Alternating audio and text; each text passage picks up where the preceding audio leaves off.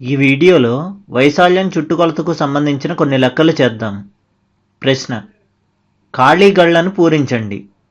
మొదటి దానిలో మొదటి కర్ణం d1 = 12 సెంటీమీటర్లు, రెండో కర్ణం d2 = 16 సెంటీమీటర్లు.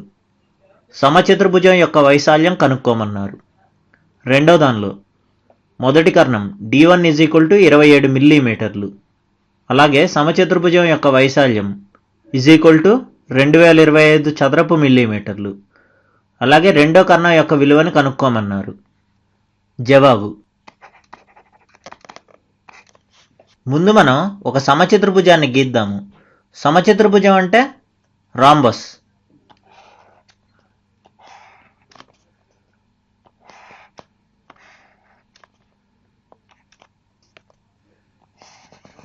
ఇవి దాని కర్ణములు.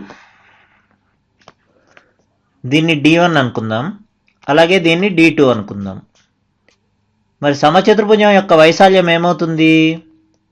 వైశాల్యం అంటే a = 12 × d1 × d2 అవుతుంది.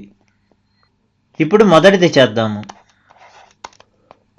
మొదటి దానిలో మొదటి కర్ణం d1 = 12 సెంటీమీటర్లు అని ఇచ్చారు. అలాగే రెండో కర్ణం d2 = 16 సెంటీమీటర్లు అని ఇచ్చారు. మనల్ని సమచతుర్భుజం యొక్క వైశాల్యం కనుక్కోమన్నారు. దాని సూత్రం ఏంటి? 12 × d1 × d2. a = 12 d1 అంటే 12 d2 అంటే 16. 2 16లో 8 సార్లు పోతుంది. అంటే ఎంత వచ్చింది? 12 × 8. 12 × 8. 8 రెళ్ళ 16. 8 ఒకట్ల 8. 8 + 1 అంటే 9. అంటే 96. 96 చదరపు సెంటీమీటర్లు, అంటే సెంటీమీటర్ స్క్వేర్. మనకు వచ్చిన ఈ వైశాల్యం విలువని ఖాళీ గడిలో రాద్దాము. 96 చదరపు సెంటీమీటర్లు. ఇది మొదటిది. ఇప్పుడు రెండోది చేద్దాము. రెండో దానిలో మొదటి కర్ణం అంటే d1 విలువ ఎంత ఇచ్చారు? d1 = 27 మిల్లీమీటర్లు అని ఇచ్చారు. అలాగే సమచతుర్భుజం యొక్క వైశాల్యం ఎంత ఇచ్చారు? a = 2025 చదరపు మిల్లీమీటర్లు అని ఇచ్చారు.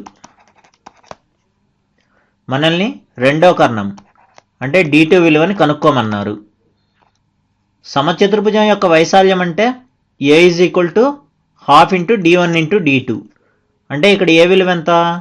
2025 = 12 d1 విలువ 27 × d2. ఈ రెండుని = అవతల పక్కకి తీసుకెళ్దాం. అంటే ఎలా వస్తుంది? 27 × d2 = 2025 × 2 అవుతుంది. అలాగే ఇప్పుడు ఈ 27ని = అవతల పక్కకి తీసుకెళ్దాం. అంటే ఎలా వస్తుంది? d2 = 2025 × 2 /27. 9 పెట్టి క్యాన్సిల్ చేద్దాం. 9 3 27. 9 రెళ్ళ 18. 20 - 18 అంటే 2 22. 9 రెళ్ళ 18. 22 - 18 అంటే 4 45. 9 5 45. 3 పెట్టి క్యాన్సిల్ చేద్దాం. 3 1 3. 3 ఏళ్ళ 21. 22 - 21 అంటే 1 15. 3 5 15. అంటే ఎంత వచ్చింది? 75 × 2 వచ్చింది. 75 × 2 అంటే దాని విలువ 150. 150 మిల్లీమీటర్లు. దాన్ని ఖాళీ గడిలో రాద్దాము. ఇక్కడ 150 మిల్లీమీటర్లు. ఇదే మనకు కావాల్సిన జవాబు. వచ్చే వీడియోలో మరికొన్ని ఉదాహరణలు చూద్దాము.